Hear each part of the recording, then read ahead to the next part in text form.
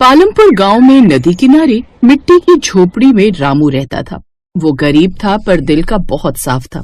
उसकी पत्नी गौरी और छोटी बेटी मीरा के साथ उसका छोटा सा संसार था।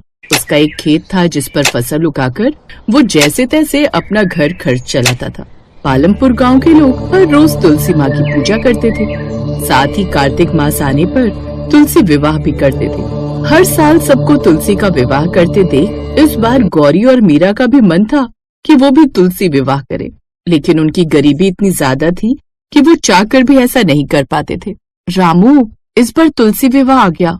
सब घरों में तैयारियां शुरू हैं, लेकिन हमारे घर में तो कुछ भी नहीं है। पिछले साल सोचा था अगले साल करेंगे, लेकिन इस साल तो हालात पहले से भी ज्यादा बदतर हैं। अरे गौरी, भगवान का नाम ले, कुछ न कुछ हो जाएगा। तुलसी माता के विवाह में सच्ची भावना चाहिए, चांदी सोना नहीं।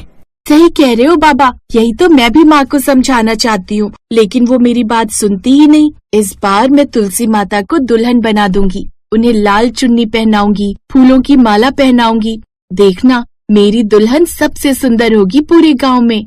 ये सुनकर रामू की आंखों में चमक आ गई। उसने बेटी के सिर पर हाथ फेरा। हाँ बेटिया, तू ही हमारी लक्ष्मी है। इस साल तू ही तुलसी माता की छोटी पुजारन बनेगी। रामू ने ऐसा कह तो दिया, लेकिन वो जानता था कि अगर थोड़ी सी तैयारियों के साथ भी वो तुलसी विवाह की तैयारियां करना चाहे तो भी थोड़े बहुत पैसे तो उसे तब भी चाहिए ही होंगे। अब गांव में चारों तरफ चहल पहल थी। हर घर में तुलसी विवाह की तैयारी चल रही थी। कहीं मिठाइयां बन रही थीं, कहीं दीप सज रहे थे, पर रामू के घर में खाली मिट्टी का दिया ही था। सबके घरों में मिठाई की खुशबू फैल रही है जी, और हमारे घर में रोटियों की गिनती कम पड़ रही है। गौरी, तुलसी माता तो देखती हैं भक्ति को, हमें दुखी नहीं होना चाहिए। जो है हम उसी में उनका विवाह कर देंगे। ऐसा कहकर वो खेत पर चला गया। रामू पास के पेड़ के नीचे बैठा सोच रहा था कि कैसे इस बार तुलसी विवाह करे। हे माँ, अब तो ही कोई रास्ता दिखा कि कैसे मैं अपने घर में तुलसी विवाह करूं। तभी गांव के अमीर ठाकुर का बेटा वहां आया। ओ रामू, सुना इस बार तू भी तुलसी विवाह करेगा? तेरे पास क्या है सजाने को? पत्तल भी नहीं होगी चढ़ाने के लिए। ठाकुर बाबू, हमारे पास दिल है और भगवान की भक्ति, वही सबसे बड़ा धन है। तू और तेरे ख्वाब रामू, लेकिन हाँ, ख्वाब देखने का वैसे भी कुछ नहीं चाहता। और वैसे भी तेरे खेत में फसल तो ढंग से होती नहीं। देखना, हर बार की तरह इस बार भी हमारी तुलसी विवाह सबसे बढ़िया होगी। फिर रणजीत हंसते हुए चला गया, लेकिन रामू की आंखों में दृढ़ संकल्प था कि इस बार वो अपनी बेटी की इच्छा पूरी करके ही रहेगा। फिर वो अपने दोस्त के पास एक दूर गांव जाता है, जिसने उससे कई साल पहले 500 रुपए उधार लिए थे।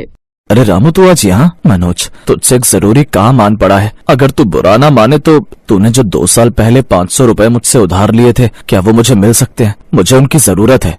मनोज ने अनजान बनते हुए कहा। अरे कौन से पैसे? क्या बकवास कर रहा है? मेरे पास कोई पैसे नहीं है, समझा? चल जाए यहाँ से। ये तू ठीक नहीं कर रहा मनोज। ऐसा कहकर रामू दुखी मन से घर चला आया। इधर गौरी पुराने कपड़ों से कुछ सजावट की तैयारी कर रही थी। ये मेरे पास एक न्यू दुपट्टा रखा था, इससे मैं तुलसी माता के लिए छोटी चुन्नी और साड़ी बना देती हूँ। और माँ, मैं पेड़ से कुछ फूल तोड़ लाती हूँ। सावधानी से जाना बिटिया, रात गहरी हो रही है। हाँ माँ, तुम चिंता मत करो। फिर मीरा बाहर गई और चांदनी में चमकते सफेद फूल चुनने लगी। अचानक एक चमकदार रोशनी उसके सामने आई। उसने देखा एक सुंदर स्त्री वहाँ खड़ी थी, वो भी चमकते वस्त्रों में। अचानक क्यों किसी को अपने सामने प्रकट होता देख वो घबरा गई। आप कौन है? मैं तुलसी हूँ बेटा, मैंने तेरी भक्ति देखी है, डर मत, मैं तुझे आशीर्वाद देने आई हूँ। ये बात सुनकर मीरा की आंखों से आंसू निकल आए। माता, हमारे घर में कुछ नहीं है, फिर भी हम आपका विवाह करेंगे। भक्ति सबसे बड़ा धन है बच्ची, कल तुम्हारे आंगन में चमत्कार होगा। ऐसा कहकर वो रोशनी वहाँ से गायब हो गई। मीरा चुपचाप अंदर आ गई। अगली सुबह रामू की बीवी ने घर में जो थोड़ा सा दूध रखा था उससे थोड़ी सी खीर बना दी, लेकिन जब वो बाहर आए तो हैरान रह गए। उनका आंगन पूरी तरह से सजा हुआ था, साथ ही ढोल वाले भी खड़े थे। ये सब देख गांव वाले भी हैरान थे। जहाँ कल मिट्टी की झोपड़ी थी, वहाँ आज पूरा आंगन फूलों से सजा हुआ था। तुलसी चौरा चमक रहा था। पूरे गांव में सबसे अच्छा आयोजन उन्हीं का लग रहा था। अरे ये कैसे हुआ? रातों रात सब फूल और दिए कहाँ से आए? कल तक तो इनकी झोपड़ी सूनी पड़ी थी। ये तो किसी चमत्कार से कम नहीं। अब रामू और गौरी के चेहरे पर श्रद्धा और विनम्रता थी। ये सब तुलसी माता की कृपा है, हमने तो बस मन से पूजा की थी।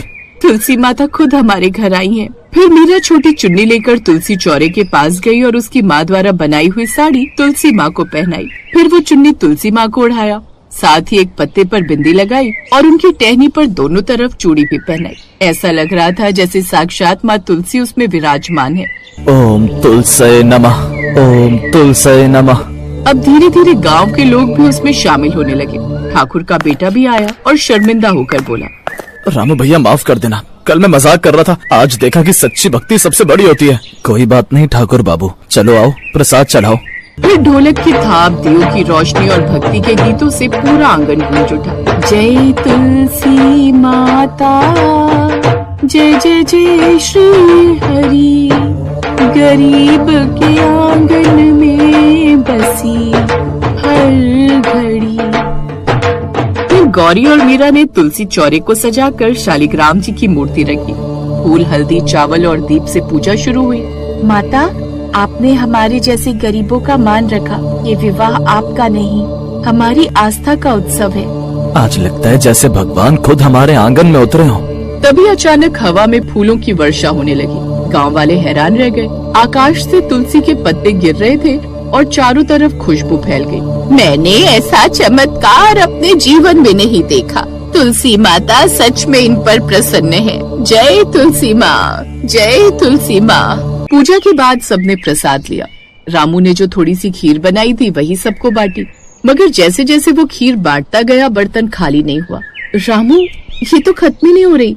ये तुलसी माता का आशीर्वाद है गौरी, जब मन सच्चा हो तो थोड़े में भी भगवान अनंत दे देते हैं। ये चमत्कार देख गांव के लोग भी हैरान थे। फिर ठाकुर ने कहा, आज से तुलसी विवाह का पहला दिया तुम्हारे घर में जलेगा रामू। तुम्हारा घर पूरे गांव के लिए शुभ स्थान बनेगा। रामू ने सबको हाथ जोड़कर धन्यवाद कहा। मैं तो बस इतना जानता हूँ कि भक्ति और सच्चाई के आगे गरीबी भी सर झुका देती है। फिर गौरी ने तुलसी चौरे के समीप दीप जलाया और बोली, माता, अगले साल भी ऐसे ही हमारे आंगन में पधारना। दीप की लौ हवा में नाच रही थी, मानो स्वयं तुलसी माता मुस्कुरा रही हो।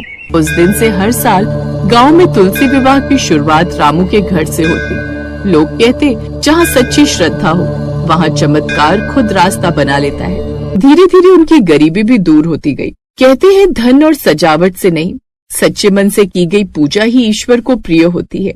गरीब का तुलसी विवाह इस बात का जीवंत प्रमाण है कि भक्ति से बढ़कर कोई धन नहीं।